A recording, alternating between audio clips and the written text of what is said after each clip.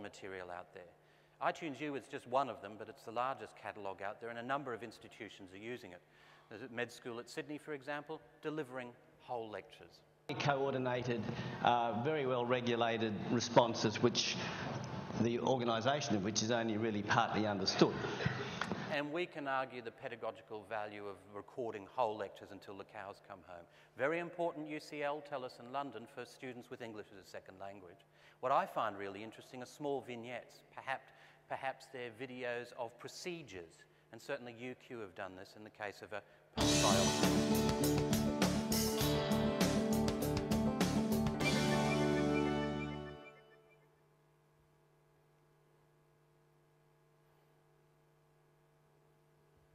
Careful lesion selection is important to present the pathologist with the most representative. So this material is available to all, and the researchers are telling us that when students have access to this sort of material, it might be in chemistry, Wet Lab 101, could be in molecular biology, pipette use, or Northern Blot 203.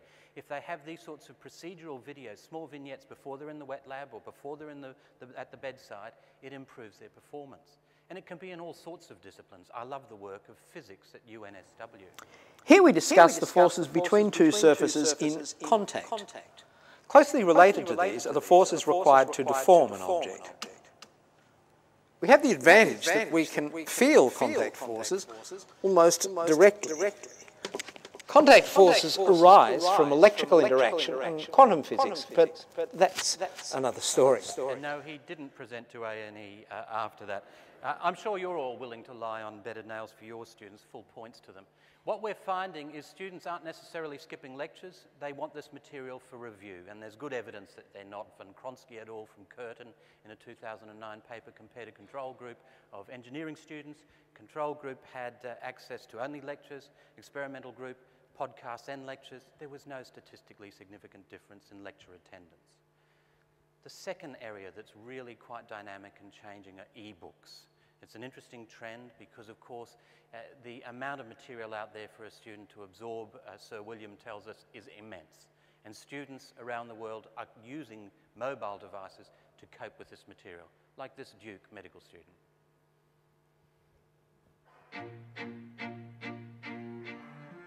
My name is Malik Burnett. This is my third year in medical school. I think the future of medicine is going to be not so much how much knowledge you can hold in your head, but how much knowledge you can put your hands on and access at any given point in time. The iPad expands the creativity and intellectual curiosity of students.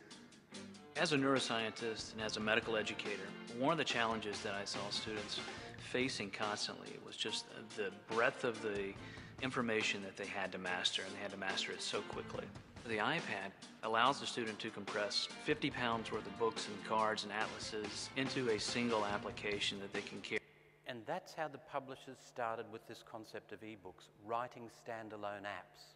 A number of them approached it in this way. There are a number of folks out there. There's Kindle and Inkling, and sometimes we have texts such as Harrison's available on multiple platforms. You can buy it on Kindle on the iPad, or you can buy a much more interactive version via our friends at Inkling. And again, I'll mention, the publishers need to catch up, judging from my visits out there in the vendor hall. A number of your colleagues, and this is another trend, are self-publishing. In this case, Cool Technology for Academic Medicine, with a shameless emphasis on radiology, is a text that some of your colleagues in the US have put together using open source tools. Software like Calibre and so on allows them to basically deliver the book for free out there on the net. And we have multi-touch books that are highly interactive, that are available not on all platforms, just for the iPad. A great example is from a pathology colleague at UWA. Hello, I'm Tim Ingalls, and this is where I work. I'm working with Point of Care Publications on reinventing the pathology classroom. There are limits to teaching with conventional textbooks and pathology classes. So we're working to put the pathology laboratory into the hands of our students, literally. Our first project is an iBook called The Language of Infection. Let's take a look at that now. Open the iBook from your bookshelf. You can get to each chapter by swiping from side to side. There are different types of image. Galleries you can swipe through and enlarge.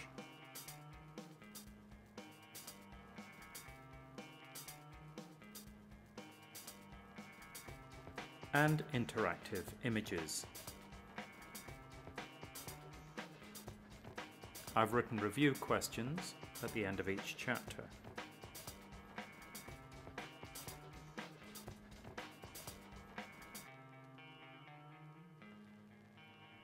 I'll leave some of the features for you to discover for yourself. We've already made a start on our second project, a conventional ebook. This is an exciting time to be in medical education. So the tool he used to make that book is free.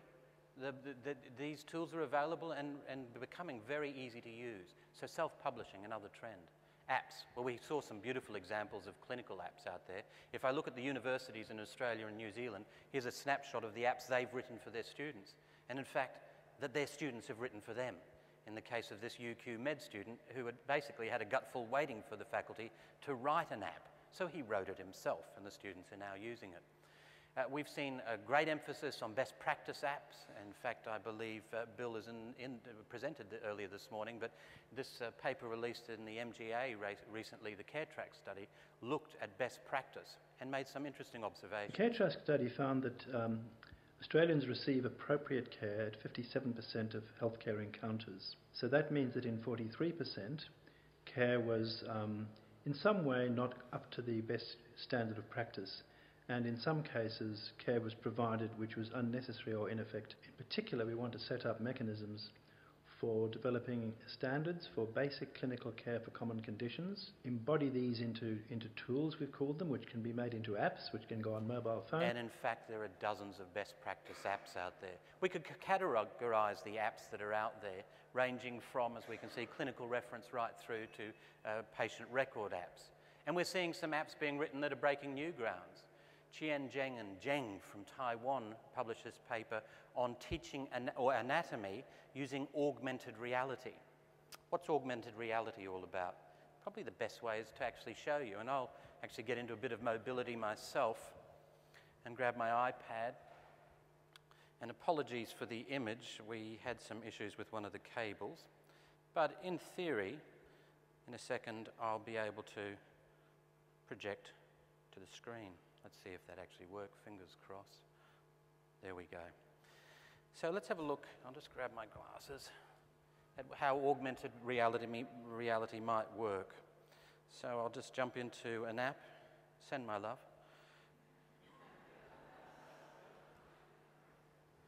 Here's an AR app. Now, Nanyang Technical University have written an anatomy teaching app where the student walks up to the pots, puts the camera on the pots, and up jumps a video about it. So there's a video, that's fine. Well, in this case, I might have a publication, a paper. It might be on fatty liver, non-alcoholic steatohepatitis, perhaps Prithvi Patel, who knows? Oh gosh, there it is. So there's the paper there. And because of an embedded code, I basically am able to see the pathology in question just leap out of the article.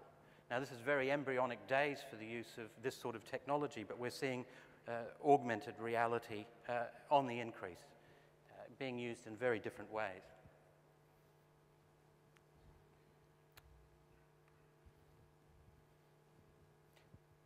And I just have to remember where my clicker is. So there's the paper in question, a small barcode, and away it goes. The accessories, well, Kendall did a great job of showing us some of the accessories. They range from the devices to take blood pressure. We already heard about the blood glucose monitor. Bluetooth and wireless networking built into scales. This is amazing to see that you can upload. We've heard about the remote patient monitoring that was actually developed by an ONG colleague in the US. Some great work. Now, I was going to have a quick peek of some of these apps, but I think we've got a good enough overview of some of the clinical apps that are out there. Let's move on to look at some of the other ways technology is being used. Sukamoto at Kobe University is a laparoscopic surgeon. And what's interesting about his work is in the morning, he takes the radiology of the patient.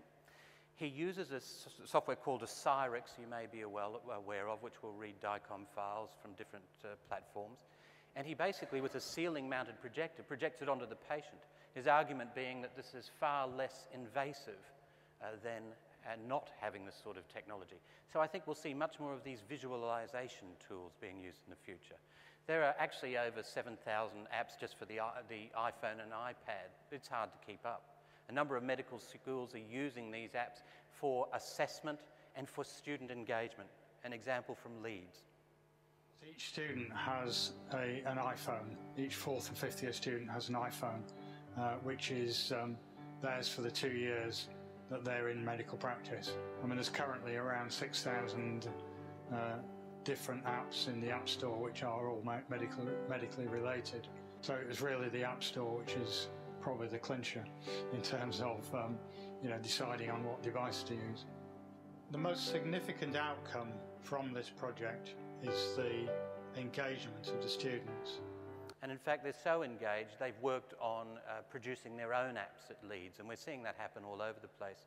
UC Irvine Med School moved to these sorts of devices and changed the pedagogy. Just dumping these devices is not going to change learning outcomes.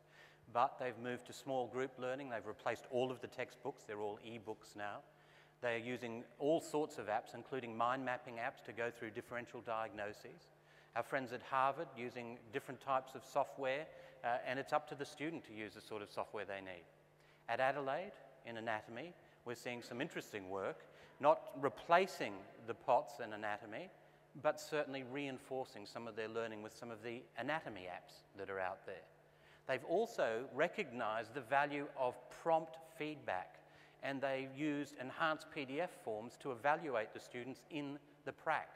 They mark up these PDFs, they click a button, it's saved as a PDF, it's emailed to the student before they get home. Scholars like John Hattie, who I've cited already, tell us that that sort of immediate feedback increases student performance. At Sydney University, they interview the med students with the iPad, again evaluating. At Melbourne, in a clinical setting, they use software. They've developed their own software that integrates clinical rotations to the calendar that's very popular. There are squillion apps out there. It's almost impossible to keep up with the number of apps. So let me wind up.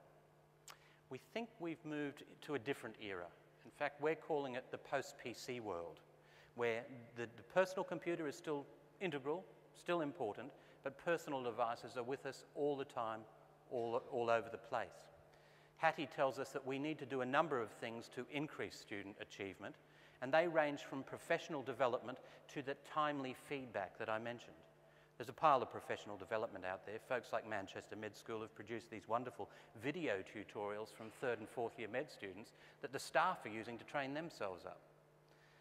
Are things going to change as significantly as 1439 with Gutenberg's printing press? I don't know. We've heard of some of the technologies that are occurring. We've heard of quantum computing, which is quite interesting when we look at some of the work that Ray Kurzweil's talking about, where biology will meet the digital world. Molecular computing, chemical computing, where a much faster processor is possible using chemical computing. No more binary electronic silicon switch. In fact, 4 states in this case from research from Michigan. And then there's a whole area of nanotechnology we've heard about, with not only new ways to deliver and new medications, but all sorts of implications for computing as well. It's interesting that this question was asked 5 years ago of my former boss, Steve Jobs, and Bill Gates from Microsoft. The question was, where do you see technology in 5 years? It'd be interesting to look back and see what they thought. No, I think short of the transporter, most things you see in science fiction are, in the next decade, the kinds of things you'll see. The virtual presence, the virtual world that both represents what's going on in the real world and represents whatever people are interested in. This movement in space is a way of interacting with the machine. I think the deep investments that have been made at the research level will pay off with these things in the next 10 years. Steve? I don't know. And that's what makes it exciting to go into work every day. Needless to say, I agree with my former boss. Look, the future is not written, but let's at least try to understand where things are now. Hopefully, I've given you a little insight into where we are. Thank you.